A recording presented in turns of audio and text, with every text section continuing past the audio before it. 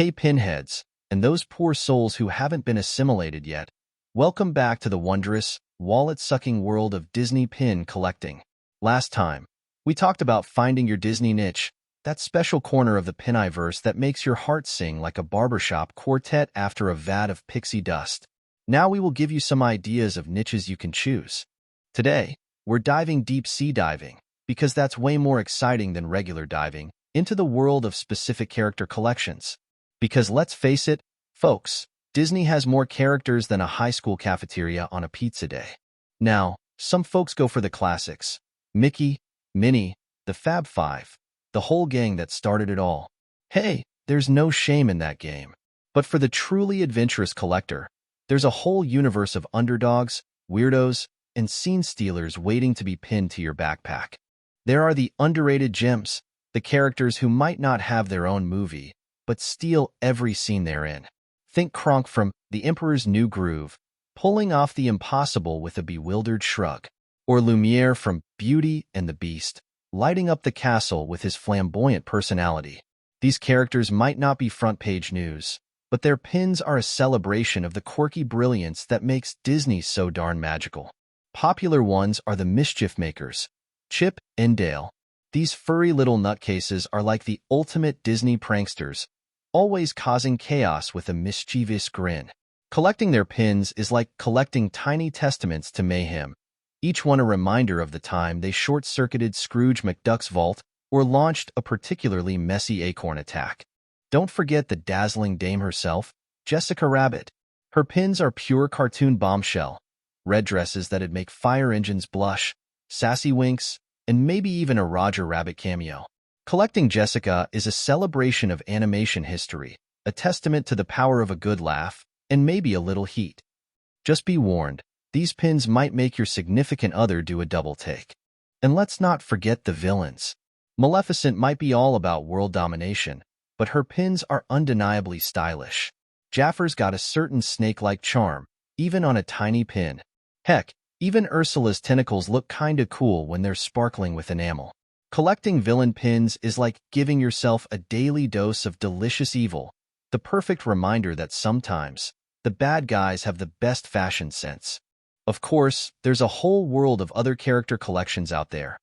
Princesses with enough gowns to fill a fashion show, sidekicks with more heart than a pack of puppies, and forgotten Disney dogs who deserve a little pinpointed love. Looking at you, Pluto. The point is, there's a character, or tin, out there waiting to become your new pin obsession. You can also focus on shows and movies. There are advantages and disadvantages to choosing popular or obscure shows and films. Now, unlike the Fab Five or princesses overflowing with pin options, some Disney films and shows are a rare breed. Take The Black Cauldron and The Black Hole, for example. These cult classics might not have mainstream popularity, but for those of us who hold them close to our childhood hearts, finding a pin featuring Turan or V. Scent is like discovering a buried treasure, except maybe less dusty and with fewer skeletons. Sure, these pins might be a bit harder to come by and potentially cost a little more, but the thrill of the hunt is half the fun, right?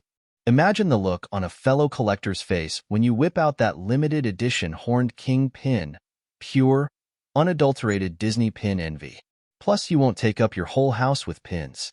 All right, pinheads, now let's shift gears and talk about the other side of the Disney pin spectrum. The popular movies and shows overflowing with pin options. We're talking about the titans of Disney animation, the live-action hits, and the TV shows that stole our Saturday mornings. Here, the challenge isn't finding a pin, it's narrowing down your choices. The obvious advantage of collecting for popular shows like Lilo and Stitch Star Wars? You'll find pins everywhere, online marketplaces, Disney parks, even in some random guy's trench coat, though those might not be the most official pins.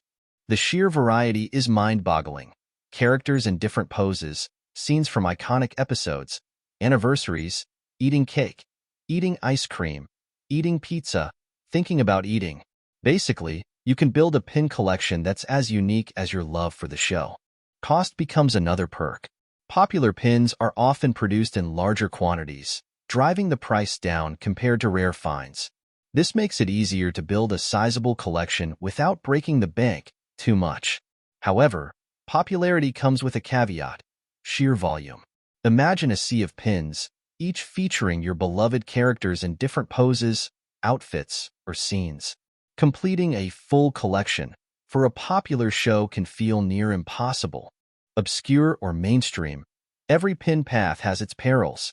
Unearthing a complete Black Cauldron set won't take much space, but prepare for some wallet-gouging pins. Popular shows overflow with pins, usually with many cheap ones, but good luck getting all of them. Choose wisely, pinheads, for this delightful and potentially life-consuming hobby can turn into a full-blown pinderful obsession.